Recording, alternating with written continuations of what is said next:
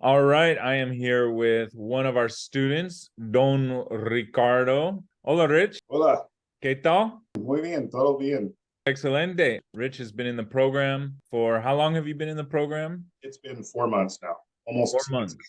4 months. Awesome. Rich has been working hard, making a lot of progress. So I just wanted to bring him on to share some of his experiences so far. Ready to go, Rich? Awesome. So, first of all, tell everybody kind of your backstory. Where was your Spanish before starting the program? I'm born and raised in Los Angeles. My Spanish, I thought, was better than it is. Struggled with, I never know if I needed to say esta, estas, esto, or just whatever. I always got it wrong. So I had really no idea. Like survival Spanish at the best. My wife, she's fluent. She speaks fluent Spanish and English. So she helped me somewhat. And then, being in Los Angeles, there's, it's about 50% Latino. So Right. it's not foreign to me per se. So, Okay. What was your ability? What types of things could you do and what types of things could you not do? I could probably order food. I could tell people, thank you. I could tell people hello, goodbye. I could tell them excuse me or I'm sorry. I could ask for the bathroom, maybe some directions, but I probably may have not understood them in response. Nothing too complex. Right. I definitely couldn't hold a conversation down at all, not even close. Right. Maybe hand gestures, and then after a while, wouldn't be too long. I'd be staring at him with a blank. Right. I don't know. So that's what we call survival Spanish, being able to ask for what you need, not necessarily being able to hear much of the response. What was your biggest motivation for learning Spanish? The fact that we have a house in Rosarito, Mexico, and we go quite often, and we're planning to retire there one day. We can. And my wife's family, even though most of them are bilingual, some of them are not. And it just would be nice, when together when they talk to me, to be able to understand them and talk back with them. Plus, my friends in Mexico, and just wanted to learn it. Awesome. Felt it was a necessity. So yeah, you're immersed in the culture. So there's ample opportunity and needs to speak Spanish all the time for you, right? Absolutely. Awesome. Okay. How is your Spanish today? It's absolutely much better. It's much better. I can hold pretty good conversations down, and I can definitely understand what people are saying to me as long as they don't speak extremely fast. I can even understand them when they're speaking at a pretty good pace. Nice. But just sometimes a little fast, and some words here and there will throw me off. But Excelente. ¿Dónde te gusta practicar o usar tu español? Aquí en la casa, en México, con mis amigos, todos lugares, si yo puedo. ¿Hablas con tu esposa un poquito? Sí, a veces. ¿Has estado usando tu español también con tus amigos o gente en la calle? Sí, en la calle o en el teléfono con negocios. Por ejemplo, una compañía en Ensenada, México. Okay. Ellos tienen un ranchito donde pueden montar bicicletas. Yo tenía preguntas para ellos. Yo hablé con ellos en español. Sí. ¿Y pudiste comprender lo que te dijeron? Yo pude entender él. Entenderle, sí, muy bien. So that's awesome. First of all, felicidades. Congratulations for making it this far in 4 months, because in reality, 4 months is not a lot of time. Conversational is very different than survival, as you know. How long had you been trying to learn Spanish before working with us? 8 months. I was taking 2 lessons a week from another person online, and it was not structured whatsoever. It was kind of just show up to the Zoom meeting. They would teach me some things. They would give me some things to practice, and I rarely did. I thought I would be able to learn from that, and then like everybody else, I had the Duolingo app. So I did that. And then I was in another class shortly after that. And it kind of was the same thing where there really wasn't any structure to it. It was just kind of show up to the class, go over some things, maybe do a little bit of homework that they would give you. And that was it. Yeah. And what do we do differently that has worked for you? The whole structure of the class, for one, having the Quizlet. The I like, flashcards. I don't want to make my own flashcards. If I have to, I can. Right. But I like the fact that you guys have, and I've, from what I can see, it looks like countless and countless hundreds of not more hours making that stuff. The availability to have classes 5 days a week, three different times a day. All day, every day. Yeah, it's nice. So it's not like, well, I've got to be home at Thursday at 4 p.m. to take my one class. Tuesday, I can, take classes at 8, 11:30, and 4:30.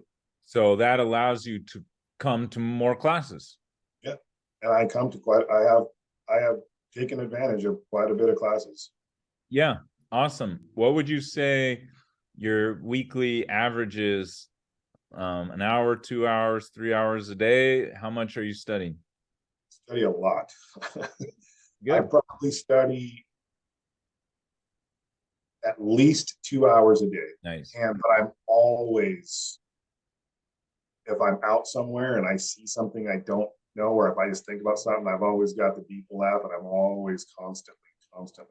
So in addition to studying, you just make it a good daily practice. Have we helped you organize yourself or do those things differently than you did before? It's very laid back in the classes and fun, like I said.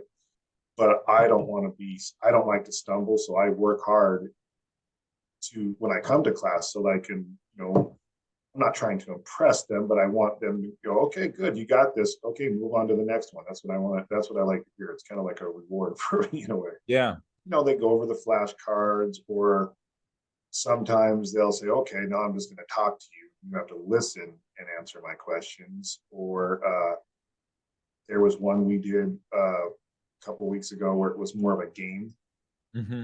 And there was 3 different people in that particular class, and we were all in different tenses. Marilyn would ask a question, and then you had like 10 seconds to come up with an answer in the tense that you were working. And it was hard, but we all 3 of the people did really well at it, and it was fun. So there was, the games, and it kind of just, it really has all been coming together after about 4 months now. I can see not too much is surprising me now. I'm starting to see, I don't know if you can call them patterns, but per se, but I can see, I can, if I don't know something, I can pretty much guess it, and I'm really close.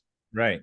You're hitting that kind of next level where the mystery of Spanish kind of is gone. And now it's more of just a marathon of just trucking ahead and just adding more vocabulary and more words. But the mystery of how it comes together is gone. The part that frustrates people the most, usually. Much less. There's still a lot more to learn, but yeah, definitely much. It's all coming together, and not too many things surprise me. Yeah, and that's how our program is designed, is where survival Spanish is really about memorizing random stuff for a long time. We take the first few months to build a foundation of structure and how Spanish works for that exact reason, so that you get through that and the mystery is gone, and now it's like a clear road is in front of you, and the idea is it motivates you to know, okay, I can do this. I can learn more words, and I understand how this thing works, and I know what to do. I know if I need more verbs, or if I need more vocabulary, if I need, I know what I need to work on, more listening practice, more conversation practice. So is that what you found in terms of hitting this 4-month mark? By the way, you're just, beginning the journey. We've got a lot more in store for you. So do you feel that kind of motivating to feel like the mystery is gone? I do. It definitely motivates me to, want more. It's like I want more. I want to learn. I want to learn more. I can't wait for the. We're on a break right now, and I'm just like going, come on. I want some classes. Let's get it going again. So I'm not. I don't dread coming to class. I like it. Yeah. And I wasn't one back in my school days to like school whatsoever. I think it's Yeah. because I had to go. I don't know. Now I don't have to go, so I want to go. That's awesome. That's awesome. I like how you've got the different, levels set up. It gives me a goal. I want to, get through this level to get to the next one. Exactly. But I don't want to get through to get through. I want to get through. I want to know what I got through. Absolutely. Can you share like one great success story that just stands out so far? Oh, there's been many. Okay, so too, I don't mind. there was okay, so at our house in Mexico, he had some work done a little over a year ago. And the guy that came out, we really liked him, so we hired him. And he doesn't speak any English. He speaks fast too. And I had to have him come out just the last time we were there a couple of weeks ago to help my neighbor. And we were talking, about the electricity next door and all kinds of things. And we were able to have full-on conversations. And he was really impressed. He was like, wow, I'm really impressed with how much Spanish you've learned. And I started teaching him a little because he can't speak. I started teaching him a little English. That's epic. So that's epic. He was really, really impressed at how much we could communicate. There was a few things that I didn't know because he was talking some technical stuff about electricity, which is very hard. Yeah, so I just asked him, what I don't know that word, explain it to me, and he would, and then so that was pretty good. And how's that feel when you finish a conversation like that? What's that kind of feeling of? It feels good. It's like an adrenaline rush. I mean, it really is. It's like, wow, I can't believe I just spoke to that person in another language, and they understood me, and I understood them. It's definitely I don't know if surreal is right. It's a surreal. It's real. It's not surreal. It's real. And a lot more coming. A lot more coming. Yes, that's awesome, and that's motivating to do more. Absolutely. You realize this is what it's all about. And is your wife excited that you're learning Spanish? Yeah, she likes it. So sometimes we're somewhere and there's no other. Sometimes she needs to say something in Spanish, so someone doesn't understand it. She can't now. She likes that. And you can say something like, "Oh boy." Have you been able to speak with any of those in-laws yet? Have you been able to see them recently? Yeah. I sent people some. I talked to them on Thanksgiving and sent them all reading in Spanish and get it live, so they, I didn't want them to think I was just reading off a piece of paper or something like that. So yeah, I talked to them in Spanish, and I talk to her niece all the time, and she's a real sweet girl, and she likes it. They're all impressed. Nice. Yeah, have they noticed or said anything to you? Oh, absolutely. They're just like, wow. And did you hear him? Did you know? I hear them saying, "Oh, have you heard Richards? He can speak Spanish so much better." Good. It's getting good. That's epic. All right. Well, last words just to motivate anyone watching this replay who is where you were, has been struggling, stuck in survival Spanish for months or maybe years, and just advice to them as they're thinking about how to get to conversational.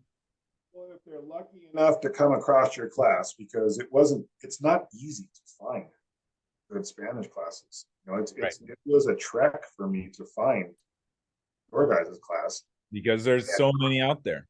There is, and I'm so happy that I did. I just would say, if you really want to learn, just put the time in. You don't have to put as much time in as one person is or another, but an hour or so a day, and then come to class. Come, like you say, watch the videos, come to class. If you do those, you're going to learn. You'll probably be motivated to keep coming back for more and more. And then, you have fun things too, like we're going to talk about the culture classes and stuff like that. So it's not just learning; it's fun as well. It's fun. It's culture. It's immersion. It's connecting with community. the teachers, the students. And likewise, working with students like you is the reward for us. So hearing those success stories is our favorite part of the day.